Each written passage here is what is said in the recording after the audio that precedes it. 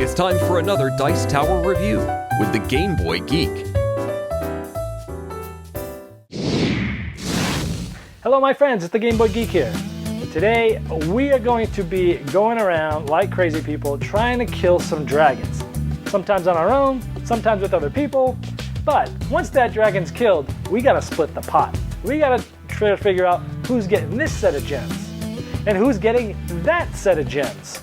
And we're trying to figure this out through negotiation. So this is an interesting little card playing and quick negotiation game. It only takes 45 minutes or less usually.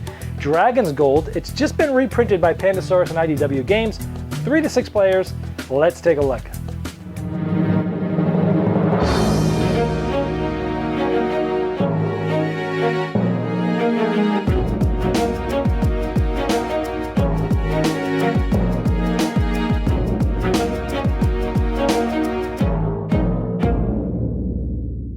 Here we have Dragon's Gold set up for 4 players. Each player has a specific colored shield that they'll use to hide their gems. We have 4 dragons that are already out there to start. We have a timer for negotiation. We have a bag full of gems, and we each get our own little adventurers here. Each player gets the same 4 adventurers, but they're of the colored color of their shield. And so each adventurer, so they have different attack values. This is a wizard. He has attack value 1, a thief of 2, and we have knights of 3 and 4. And of course we have a player aid telling us what the gems are worth. We'll talk about that later. So this is what you have in your hand. Now each of the dragons have an amount of gems that were randomly drawn from this bag depending on however many is bottom left. So this one has 4 gems and we put 4 on it. This one has 0, 0. This one has 11. Now, this has the actual value of attack that you need to have to kill the dragons. 6, 7, 8, and 10 in this case. And the bottom right tells you how many random gems that are hidden behind the dragon you don't know about that will come out after you kill them. So this one's going to have 2 more come out of the bag. 7. This doesn't have any now, none now. When you kill this one, it will have 7. When you kill this one, it'll have 8. This one has none. They're all in plain sight. So different types of dragons that are out there. On your turn, you're going to play one of your cards onto a dragon. And simply, it will just go in turn order. So maybe what I do is I will go after this guy here with a 4. And let's say after everybody's turn, it's back to me.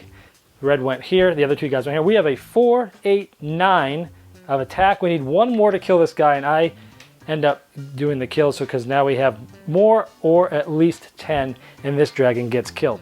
So what happens at this point is these 3 players, orange, green, and purple, have 1 minute to negotiate how this treasure is split up. Because there's none that come out randomly afterwards, we have a minute to figure out who has it.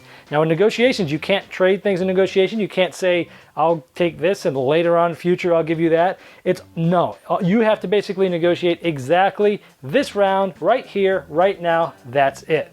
Now before the negotiation started, if there's just 1 wizard, he gets to take the red magic gem behind his shield. If there's more than 1 wizard, they have to negotiate for it. So they have to basically negotiate, hey, I'll take a purple to blue, and I'll take 2 silvers, stuff like that. And if they don't come to an agreement by the end of this time, nobody gets anything, except that wizard gets to keep that red one because he already took it. So they either have to decide who gets what, or nobody gets anything. It is crazy. So which gems do you want, should you say? Well, silvers are worth, so there's 35 of them available, and they're worth 1 point. The gold ones are worth 3 points, the red ones are worth 1 point. And you can see how many are available for each of those. Now the rest of the colors, the blue, green, purple, yellow, and clear, there's 12 of them, but there's only 6 diamonds. These ones are the player who has the most of each of those. At the end, they're gonna be worth a certain amount of points depending on the amount of players there are. And then there's the black one where there's only 1 of them, and that one's worth 7. This is the base game. So that's what the gems are worth. So let's say they didn't do it. All these gems come out, they didn't agree, they were fighting. All the gems, they come out of the game, they don't go back in the bag. This dragon's dead, and a new one comes out. These guys get their cards back. So orange goes here, purple gets his, green gets his, and the person to the left of the player who finished the dragon gets to go first, and we would just continue. Now this guy, obviously, he would get 5 gems now, and he would get 5 gems that he's hiding behind him later. So there you go, and he has a strength of 9, and this would continue. Now there's a couple of special cards. I showed you the wizard card. And we have a thief card. So the thief, after he wins, he gets to steal after everyone's taken all the gems, assuming they've taken them and did not bust on the negotiation. This guy gets to steal from behind someone's shield without looking any gem they want. If there's multiple thieves, then they go in thief order. Red would steal first, then green would steal. A really cool thing is if somebody had, like this green guy, maybe, obviously you would need to have the numbers add up to kill this dragon, but I'm just showing you what the different cards do. If the green had a wizard and a thief, and this dragon was killed, this person gets to look behind someone's shield and steal it. And that's what those special cards do. Now, about halfway through the deck of the dragon deck, there is a market card. When this card comes up, they have 1 minute for everybody to talk with each other and possibly trade things that they want with each other. So it's just open trading. I want blue, give me green. I want those silver, give me the black. That and that and that. And again, you have a minute to do it. When that's over, this market card's gone and we continue. Now this will continue until the last gem is drawn out of the bag. Then you kill off all 4 dragons that are there. You give off the last of the gems and then you go to final scoring. Now that was the base game and that was the normal play. There's a strategic variant where if you don't like negotiation, the player who has the least amount of attack value gets to take the gems and split them up into however many ways of people that killed it. So let's say that three different people killed this dragon. Whoever had the least amount of attack value would split this up into any 3 ways they want. But then the person who gets to choose first is the one who had the highest attack value. Maybe they take these. And the second attack value, they take these, and the person who split it might just take that. It's a way for a strategic version if you don't like negotiation. There is also an advanced rule set. Different scoring and different things get added. There's a magic deck that gets added here. Everyone gets one of these cards face down at the beginning of the game. You keep these cards hidden. Essentially, they allow you to really mess with people. For example, this one, they're one-time use. Play this card at the end of the game. Before players reveal their treasure behind their shields, choose a color, any color. This card's considered an extra token of this for scoring. So it does that. Now, how else do you get these cards? Well, if you remember in the base game, if there was only one wizard placed, he would automatically get this red one before everybody negotiated. In the advanced game, the red stays there and it's negotiated for, and if the person who is the wizard ends up with it, he gets one of these cards. You can take one of these cards for every red gem that someone who has a wizard has placed there. And let's give you a feel for what some of these other magic cards do. Steal 2 treasure tokens instead of 1. How about that? Choose any tokens that are part of the treasure about to be divided. These are pulled back into the bag in replacements, and replacements are drawn at random. Ah, you thought you were getting that? Not anymore. Exchange 3 tokens from the horde of one dragon for 3 tokens from the horde of a different one. Screw people up. You choose the treasure token which is stolen. So they just really allow you to break the rules and mess with people. But that's not it. There's a new scoring rules for advanced. Now the silver's worth 1, gold 3, and red 1.